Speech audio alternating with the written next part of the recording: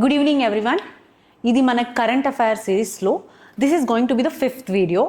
So ఇందులో మనం April 2026 నుంచి మే 2027 వరకు overall 1 year round current affairs చెప్తాము.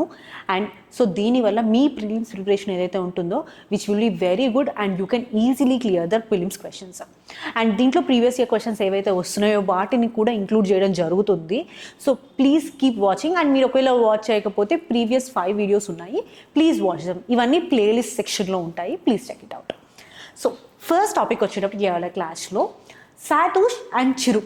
రీసెంట్గా సిబిఐ ఒక ఫస్ట్ వైల్డ్ లైఫ్ అఫెన్స్ని ప్రాసిక్యూట్ చేసిందనమాట. అదే సాతూష్ అండ్ చిరు గురించి. So first of all chiru అంటే ఏంటి అంటే టిబెటియన్ యాంటలోప్ అని కూడా పిలుస్తారనమాట. ఇదే చిరు, టిబెటియన్ యాంటలోప్. సో స్పెసిఫిక్గా ఇది ఎక్కడెక్కడ ఉంటుందంటే ఈ యాంటలోప్ టిబెట్, చైనా ఈ రీజన్స్లో ఉంటుందన్నమాట. ఇండియాలోకి వచ్చేవి ఉంటాయి కానీ అవన్నీ మోస్ట్లీ మైగ్రేటరీ పాత్లో వస్తాయి, కానీ ఇండియాలో స్పెసిఫిక్గా మనం ఈ యాంటలోప్ని చూడలేము. అండ్ ఇక్కడ మనం చూసుకున్నట్టయితే సబ్-జీరో టెంపరేచర్స్లో మాత్రమే ఈ యాంటలోప్స్ ఉంటాయి. సో బ్రీడింగ్ ప్రోగ్రామ్స్ చేసాం కానీ దే ఆర్ నాట్ సక్సెస్ఫుల్ అనమాట.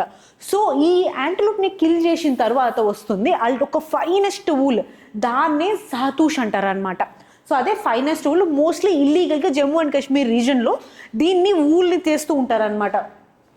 సో 1975 నుంచి ఇది గ్లోబల్గా బ్యాన్ అయింది, ఎందుకంటే ఇది ఎండేంజర్డ్ యానిమల్ ఈ చిరు అనేది. సో రీసెంట్గా ఒక వైల్డ్ లైఫ్ నెట్వర్క్ ఏదైతే ఉందో దాన్ని బస్ చేయడం జరిగింది సిబిఐ.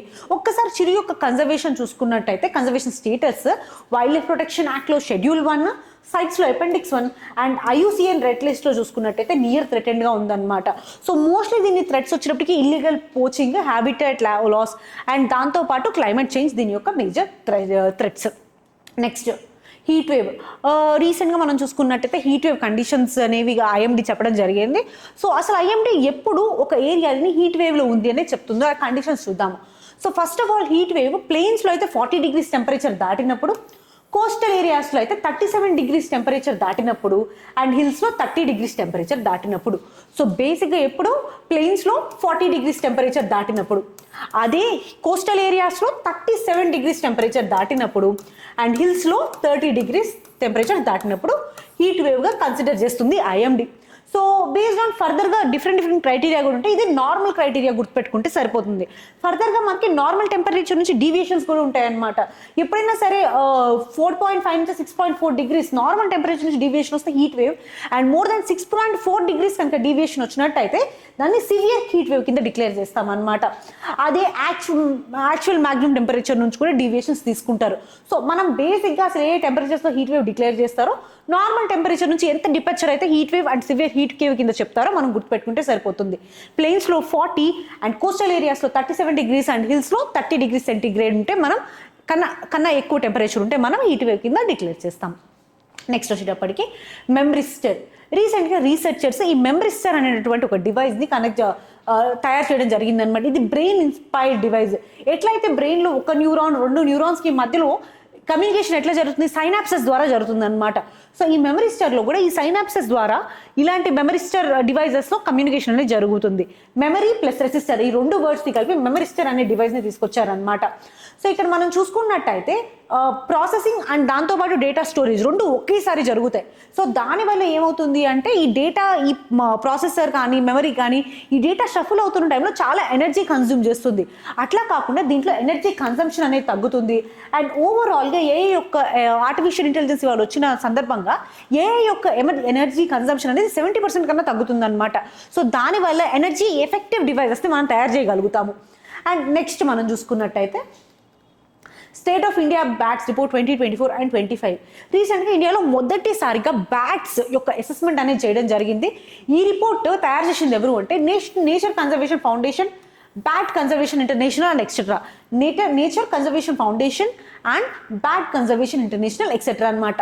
ఒకసారి బ్యాట్స్ గురించి చూసుకున్నట్టయితే బ్యాట్స్ మ్యామల్స్ అండ్ ఇంకొకటి they are fur covered bodies and warm blooded అనమాట. సో ఇవి ట్రూ పవర్ ఫ్లైట్ని తీసుకోగలుగుతాయి. And most of the bats ఎక్కువ లొకేషన్ని యూజ్ చేస్తాయి అనమాట. అంటే ఏంటి అంటే నైట్ టైం డార్క్ టైమ్స్లో సౌండ్ వేవ్స్ని యూజ్ చేసుకొని వీటి యొక్క మూమెంట్ అనేది ఉంటుందన్నమాట. టోటల్ డార్క్నెస్లో సౌండ్ వేవ్స్ని యూజ్ చేసుకొని ఇవి హంటింగ్ చేస్తూ ఉంటాయి. నెక్స్ట్ ఇంకొకటి పాలినేషన్కి, పెస్ట్ కంట్రోల్కి, సీడ్ డిస్పర్సల్ ఇలాంటి వాటికి high ecosystem activities, key ecosystem సర్వీసెస్ని ప్రొవైడ్ చేస్తాయి bats. Next national floor level minimum wage, NFLMW అంటారు అనమాట. సో రీసెంట్గా ఏంటి అంటే ఫ్యాక్టరీ వర్కర్స్ ఈ national floor level minimum wage ఇవ్వండి అని చెప్పేసి అడగడం జరిగింది. అసలు ఈ national floor level minimum wage అంటే ఏంటి? సో ఫస్ట్ ఆఫ్ ఆల్ ఈ కాన్సెప్ట్ మనకి 1991లో national commission of rural labour వాళ్ళు ఇవ్వడం జరిగింది అనమాట. By sir Jeenabhai Dharji recommendations. ఏంటి అది national floor level minimum wage అంటే ఏంటి అంటే సెంట్రల్ గవర్నమెంట్ వర్కర్స్ కి, కంట్రీలో ఉన్నటువంటి వర్కర్స్ అందరికి ఒక మినిమం వేజ్ ఇంత ఉండాల్సిందే అనే నెంబర్ ని ఫిక్స్ చేస్తుంది అనమాట, ఇంత ఉండాలి అని చెప్పేసి. అదే మనకి national floor level minimum veg అంటారు అనమాట. ఓవరాల్ కంట్రీ మీద ఉంటుంది. సో ఇది బేసిక్ గా బేస్ లైన్, దీనిపై నుంచి వేజ్ పెంచుకోవచ్చు కానీ తగ్గించుకోవడానికి ఉండదు అనమాట. ఇది బేస్ లైన్ వేజ్, అందుకే ఫ్లోర్ వేజ్ అంటారు అనమాట. దేని బేస్ చేసుకొని గవర్నమెంట్ ఈ వేజ్ లెవెల్ ఫిక్స్ చేస్తుందంటే పర్సన్స్ యొక్క స్కిల్ లెవెల్ కి ఒకటి, జాగ్రఫికల్ ఏరియాని, ఆక్యుపేషన్ అండ్ కొన్ని లోకల్ ఫ్యాక్టర్స్ ని బేస్ చేసుకుని ఈ ఫ్లోర్ లెవెల్ మినిమం వేజ్ ని ఫిక్స్ చేయడం జరుగుతుంది అనమాట. సో మనం చూసుకున్నట్టయితే 1991 లో 20 రూపీస్ పర్ డేగా ఉండేది. 2017 లో చూసుకుంటే 176 పర్ డేగా ఉంది ఈ national floor level minimum veg. So దీని వల్ల ఏమవుతుంది అంటే వేజ్ అంతకన్నా తక్కువ వెళ్ళకుండా ప్రొటెక్ట్ చేయడము లేబరర్స్ ని ఆర్ వర్కర్స్ ని, అండ్ రీజనల్ డిస్పారిటీస్ తగ్గుతాయి, సోషల్ సెక్యూరిటీ అనేది పెరుగుతుంది. ఇదే national floor level minimum wage on recommendations of which committee? Sir Jeenabhai Dharji committee recommendations. Next national mineral exploration and development trust. రీసెంట్గా పార్లమెంటరీ స్టాండింగ్ కమిటీ ఏదైతే ఉందో ఈ ట్రస్ట్ యొక్క ఫంక్షనింగ్ లో గ్యాప్స్ ఉన్నాయని చెప్పడం జరిగింది అనమాట. ఒక్కసారి ఈ ట్రస్ట్ గురించి చెప్పుకున్నట్టయితే ఇది ఒక స్టాట్యుటరీ ట్రస్ట్. సో ఇండియాలో మినరల్స్ ఉంటాయి కదా, వాటి యొక్క ఎక్స్ప్లోరేషన్ ని బూస్ట్ చేయడానికి ఈ ట్రస్ట్ ని తీసుకురావడం జరిగింది అనమాట. ఇది mines and minerals development and regulation act కింద ఎస్టాబ్లిష్ చేసినటువంటి ట్రస్ట్. అందుకే ఇది స్టాట్యుటరీ బాడీ అని కూడా చెప్పాం కదా మనం. సో ఓవరాల్ గా దీని యొక్క ఎయిమ్ వచ్చినప్పటికీ మినరల్ ఎక్స్ప్లోరేషన్ ని స్ట్రెంథెన్ చేయడము. ఒకసారి దీనికి ఫండింగ్ ఎలా వస్తుంది, ఈ ట్రస్ట్ లో ఫండింగ్ ఎలా వస్తుందంటే ఇప్పుడు మినరల్ లీజెస్ అనే ఇస్తారు కదా, అందులో వచ్చినటువంటి 3% లెవే ఏదైతే ఉంటుందో ఆ మినరల్ లీజెస్ వాళ్ళు పే చేస్తున్నటువంటి రాయల్టీ, అది మనకి నేషనల్ మినరల్ ఎక్స్ప్లోరేషన్ ట్రస్ట్లోకి వస్తుంది అనమాట. సో దీని యొక్క governing body union ministry of mines, దీనికి మినిస్ట్రీ ఆఫ్ మైన్స్ యొక్క సెక్రటరీ హెడ్గా ఉంటారనమాట. సో దీనివల్ల క్రిటికల్ మినరల్స్ ఒక ఎక్స్ప్లోరేషన్ అండ్ మినరల్స్ని వేరే కంట్రీస్ నుంచి ఇంపోర్ట్ చేసుకునేటువంటి డిపెండెన్స్ తగ్గడము, అండ్ దాంతోపాటు ఆత్మనిర్భర్ భారత్ యొక్క మిషన్ని ముందుకు తీసుకెళ్తుంది ఇది. Next hanging glaciers. రీసెంట్గా మనకి అల్కనంద రివర్ బేసిన్లో చూసుకున్నట్టయితే రీసెర్చ్లో దాదాపు 219 హ్యాంగింగ్ గ్లేషియర్స్ ఉన్నాయి. వాటికి కూడా చాలా ఎక్కువ ఐస్ ఉంది, అది అవలాంచ్ అయ్యేటువంటి పొటెన్షియల్ ఉంది అని చెప్పడం జరిగింది రీసెర్చ్లో. సో ఒక్కసారి నార్మల్ గ్లేషియర్స్ హ్యాంగింగ్ గ్లేషియర్స్కి డిఫరెన్స్ ఏంటి అనేది చూద్దాం. ఇక్కడ మనం నార్మల్ గ్లేషియర్స్ని చూసుకున్నట్టయితే ఇది ఫస్ట్ ఆఫ్ ఆల్ గ్లేషియర్ ఇక్కడ ఆరిజినేట్ అవుతుంది అండ్ వ్యాలీస్ ఉంటాయి కదా, ఈ వ్యాలీస్ కింద గ్లేషియర్ అనేది స్లోగా మూవ్మెంట్ ఉంటుందన్నమాట. ఆ తరువాత ఈ వ్యాలీ ఫ్లోర్ నుంచి మెల్లగా మెల్ట్ అయిపోయి ఇది రివర్స్గా స్ట్రీమ్స్గా ఫామ్ అవుతూ ఉంటుంది. ఇది నార్మల్ గ్లేషియర్ యొక్క యాక్టివిటీ. అదే హ్యాంగింగ్ గ్లేషియర్స్ ఏంటి, ఇక్కడ కొండలు అవి ఉంటాయి కదా, క్లిఫ్స్ ఉంటాయి కదా, ఆ క్లిఫ్స్ దగ్గర ఈ హ్యాంగింగ్ గ్లేషియర్ అనేది ఫామ్ అవుతుంది అనమాట. సో ఇది ఎడ్జ్ ఆఫ్ ద క్లిఫ్ దగ్గర టెర్మినేట్ అవుతుంది. సో ఈ ఐస్ ఏదైతే ఉంటుందో అది మెల్లమెల్లగా వాటర్ ఫాల్స్ లాగా ఫామ్ అవుతూ ఇక్కడ డిపాజిట్ అవుతుంటుంది అనమాట వ్యాలీ ఫ్లోర్ మీద. సో ఒక్కొక్కసారి ఏమవుతుందంటే ఓవరాల్గా ఈ క్లిఫ్ మొత్తం ఒకేసారి కిందకి పడిపోవడము, ఈ పైన ఉన్నటువంటి ఐస్ మొత్తం, సో ఇలాంటివన్నీ జరుగుతాయి. సో దాన్నే హ్యాంగింగ్ గ్లేషియర్స్ అంటారు. ఈ హ్యాంగింగ్ గ్లేషియర్స్ ఏదైతే ఉంటుందో వాటి వల్ల సివియర్ థ్రెట్ ఉంటుంది కింద ఉన్న వాటికి. ఒకటి ఫస్ట్ వచ్చేటప్పటికి సడన్గా బ్రేక్ ఆఫ్ అయిపోయింది అనుకోండి, ఎవలాన్సెస్ వస్తాయి. అండ్ సమ్ టైమ్ ఇక్కడ కింద ఒకవేళ లేక్స్ ఉన్నట్టయితే glacial lake outburst floods అనేవి వచ్చే అవకాశం ఉంటుంది. అండ్ దాంతోపాటు ఈ రివర్స్ ఉంటాయి కదా, స్ట్రీమ్స్ వస్తూ ఉంటాయి, వాటిని బ్లాక్ చేయడము, అండ్ దాంతోపాటు అప్ స్ట్రీమ్ ఏరియాస్ ఏవైతే ఉంటే దానివల్ల ఫ్లడ్డింగ్ వచ్చే అవకాశం ఉంటుంది, communities risk, life risk. Overall hanging glaciers అనేవి చాలా థ్రెట్ అనమాట.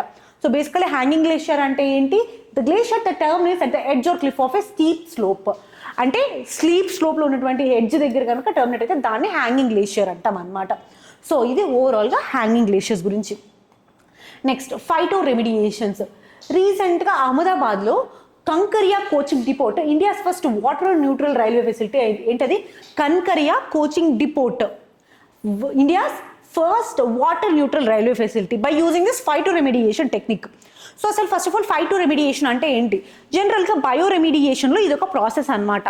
ఫైటో రెమిడియేషన్ అంటే ఏంటంటే ప్లాంట్స్ని యూజ్ చేసుకొని అక్కడ ఉన్నటువంటి పొల్యూటెంట్స్ ఉంటాయి కదా, వాటన్నిటిని అబ్జార్బ్ చేసుకోవడాన్ని మనం ఫైటో రెమిడియేషన్గా చెప్తాం అనమాట. జనరల్గా ఇక్కడ సాయిల్ ఆర్ వాటర్ కంటామినేట్ అయింది అనుకోండి, అక్కడ ప్లాంట్స్ని పెట్టడం వల్ల ఆ ప్లాంట్స్ కింద ఉన్నటువంటి పొల్యూటెంట్స్ ఏవైతే ఉంటాయి వాటిని అబ్జార్బ్ చేసుకుంటాయి. సో దానివల్ల వాటర్ కానీ సాయిల్ కానీ క్లీన్ అవుతుంది అనమాట. దీన్నే మనం ఫైటో రెమిడియేషన్ అంటాము.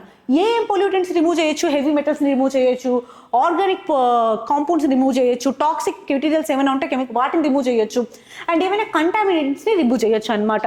ఏమేమి ప్లాంట్స్ని ఇట్లా మనం ఫైటో రెమిడియేషన్కి వాడచ్చు అంటే వాటర్ హైక్ ఎంత మీరు చూసే ఉంటారు, డక్వీడ్, వాటర్ లెట్యూస్, ఈ అన్ని ప్లాంట్స్ని మనం ఫైటో రెమిడియేషన్కి యూజ్ చేయొచ్చు. ఓవరాల్గా ఇది ఎకో ఫ్రెండ్లీ అండ్ ఇన్సైటివ్, అంటే ఎక్కడైతే రెమిడియేషన్ ప్రాసెస్ జరగాలో అక్కడే దాన్ని ప్లాంట్ చేసి చేసుకోవచ్చు, cost effective and energy man power కూడా ఎక్కువ అవసరం ఉండదన్నమాట. ఇది ఓవరాల్గా ఫైటో రెమిడియేషన్. సో ఇది one of the part of bio remediation అన్నాం కదా. ఒక్కసారి బయో రెమిడియేషన్ అంటే ఏంటి అనేది బేసిక్గా చూసుకుందాము. బయో రెమిడియేషన్లో రెండు ఉంటాయి, ఇన్సైటివ్ అండ్ ఎక్సైటివ్ అని చెప్పేసి. ఇన్సైటివ్ అంటే ఏంటి అంటే ఏదైతే లొకాలిటీ ఉంటుందో, ఎక్కడైతే ఆ పొల్యూషన్ ఎఫెక్ట్ అయిన జోన్ ఉంటుందో అక్కడే ట్రీట్మెంట్ చేసేదాన్ని మనం ఇన్సైటివ్ అంటాం. అదే కాకుండా ఎక్సైటివ్ అంటే ఏంటి, ఆ కంటామినేటెడ్ మెటీరియల్ ఏదైతే దాన్ని వేరే చోటికి తీసుకెళ్ళి అక్కడ కనుక దాన్ని ట్రీట్మెంట్ చేస్తే దాన్ని మనం ఎక్సైటివ్ ట్రీట్మెంట్ అంటాం. ఫస్ట్ ఆఫ్ ఆల్ ఇన్సైటివ్ ట్రీట్మెంట్ చూద్దాం. ఎగ్జాంపుల్ బయో వెంటింగ్ అంటారు అనమాట. ఎక్కడైతే ఈ పొల్యూటెడ్ సైట్ ఉంటుందో అక్కడ స్పెసిఫిక్ ఛాంబర్స్లో ఎయిర్ని ఇంట్రడ్యూస్ చేయడం ద్వారా మైక్రో ఆర్గానిజమ్స్ ఉంటాయి కదా, వాటి యొక్క యాక్టివిటీ పెరిగి అవి యాక్టివేట్ అయ్యి కంటామినేషన్ని రిమూవ్ చేయడమే బయో వెంటింగ్. ఇంకోటి బయో ఆగ్యుమెంటేషన్. ఇప్పుడు ఈ కంటామినేటెడ్ ఏరియా ఉంది కదా, అక్కడ మనకి యూస్ఫుల్ అయినటువంటి మైక్రో ఆర్గానిజమ్స్ ఇంట్రడ్యూస్ చేసి దాని ద్వారా పొల్యూషన్ని తీసేయడమే బయో ఆగ్యుమెంటేషన్గా చెప్తారనమాట. ఇవి అన్ని ఇన్సైటివ్ ట్రీట్మెంట్ బయో రెమిడియేషన్కి ఎగ్జాంపుల్స్. ఇంకోటి వచ్చినప్పటికీ ఎక్సైటివ్ బయో రెమిడియేషన్. సో బేసిక్గా ఏంటి అంటే ఇక్కడ కంటామినేటెడ్ మెటీరియల్ని ఇంకో ప్లేస్కి తీసుకెళ్ళి మనం ట్రీట్మెంట్ అనేది చేస్తాం. ఎగ్జాంపుల్ ఏంటి, ల్యాండ్ ఫార్మింగ్. ఏదైతే ఈ కంటామినేటెడ్ సాయిల్ ఉందో ఒక ప్లేస్కి తీసుకెళ్ళి different layers of soil and దాంతోపాటు డిఫరెంట్ ప్రోడక్ట్స్ని యూజ్ చేసి ఆ సాయిల్ని నార్మల్గా చేయడమే ల్యాండ్ ఫార్మింగ్ అంటారు. ఇంకోటి వచ్చేప్పటికి బయో రియాక్టర్స్. ఏదైతే ఈ కంటామినేటెడ్ సాయిల్ ఉందో ఆ కంటామినేటెడ్ రియాక్టర్ సిస్టంలోకి తీసుకెళ్ళి ఆ పొల్యూటెంట్స్ని సపరేట్ చేయడం అనమాట. సో ఇవన్నీ ఎక్సైటివ్ బయో రెమిడియేషన్ టెక్నిక్స్. ఓవరాల్గా బయో రెమిడియేషన్ ఏంటి, 2 టైప్స్, ఇన్సైటివ్ అండ్ ఎక్సైటివ్. సో ఇది ఓవరాల్గా phyto remediation and bio remediation. Next మనకి మార్కెట్ ఇంటర్వెన్షన్ స్కీమ్. గవర్నమెంట్ రీసెంట్గా పొటాటోస్ ప్రొక్యూర్మెంట్కి ఈ మార్కెట్ ఇంటర్వెన్షన్ స్కీమ్ని అప్రూవ్ చేయడం జరిగింది. అసలు ఈ మార్కెట్ ఇంటర్వెన్షన్ స్కీమ్ అంటే ఏంటి అంటే మనకి ఫస్ట్ ఆఫ్ ఆల్ ఒక్కసారి మార్కెట్ ఇంటర్వెన్షన్ స్కీమ్ యొక్క బ్యాక్గ్రౌండ్ చూద్దాము. ఇప్పుడైతే ఇది పిఎం ఆశా ఒక కాంపోనెంట్ అనమాట.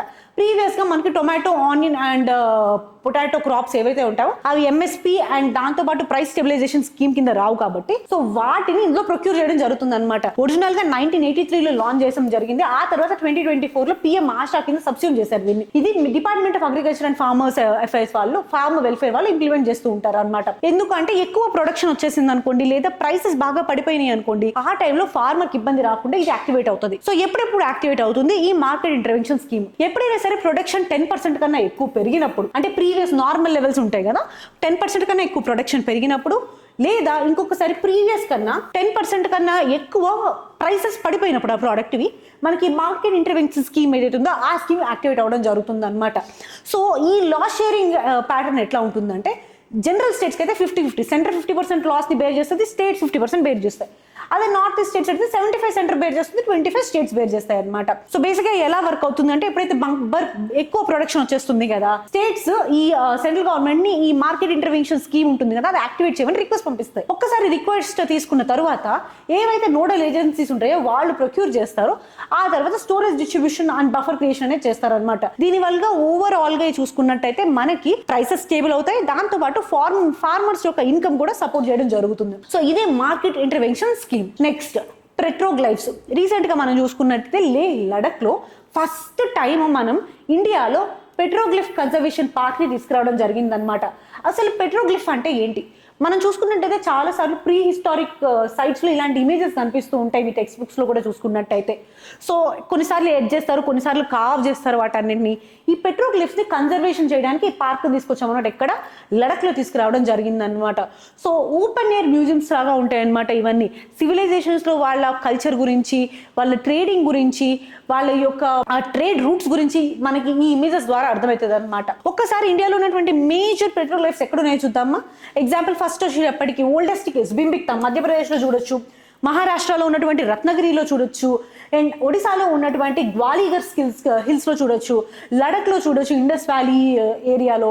సో ఇక్కడ మనకి ఇండియాలో చాలా పెట్రోగ్లిఫ్స్ ఉన్నాయి. ఫస్ట్ టైం మనం ఈ పెట్రోగ్లిఫ్ కన్జర్వేషన్ పార్క్ని ఇండియాలో తీసుకురావడం జరిగింది. ఎక్కడ? లడఖ్లో. Next reciprocal exchange of logistic supports pact. India Russia pact ఏదైతే ఉందో RELOS ప్యాక్ట్ అది కూడా ఆపరేషనల్గా ఉందన్నమాట. మేజర్ ఆబ్జెక్టివ్ ఏంటి అంటే military bases, ports and air facilities ఉంటాయి కదా, రెండు కంట్రీస్ వాళ్ళ యొక్క military bases, ports and air ఫెసిలిటీస్ని సపోర్ట్ చేసుకుంటూ ఉండడం అనమాట. లాజిస్టిక్ సపోర్ట్ ఉంటుంది, జాయింట్ ఎక్సర్సైజెస్ ఉంటాయి, ట్రైనింగ్ ఉంటాయి, ఇవన్నీ ఉంటాయి అనమాట దీంట్లో. సో ఇక్కడ మనం చూసుకున్నట్టయితే దాదాపు 3000 ట్రూప్స్ వరకు మనం స్టేషన్ చేసుకోవచ్చు, 5 warships and 10 air craft station చేసుకోవచ్చు అనమాట each other territory for period of 5 years. So దీనివల్ల మనకి డిఫెన్స్ కోఆపరేషన్ స్ట్రెంగ్తన్ అవుతుంది, ఇంటర్ ఆపరబిలిటీ అంటే ఈ ప్లేస్లో రెండు కంట్రీస్ యూజ్ చేసుకోవచ్చు కాబట్టి ఇంటర్ ఆపరబిలిటీ కూడా పెరుగుతుంది. అండ్ ఈ మెయింటెనెన్స్, సస్టైన్మెంట్ అనేది కూడా మనం జాగ్రత్తగా చూసుకోవచ్చు అనమాట. ఇదే reciprocal exchange of logistic support pact ఏ కంట్రీస్కి మధ్య, ఇండియా అండ్ రష్యాకి మధ్య జరిగింది. నెక్స్ట్ మనం చూసుకున్నట్టయితే marine spatial plan India and Russia మధ్య జరిగింది. సో ఇది ఈ session current affairs. Please keep watching.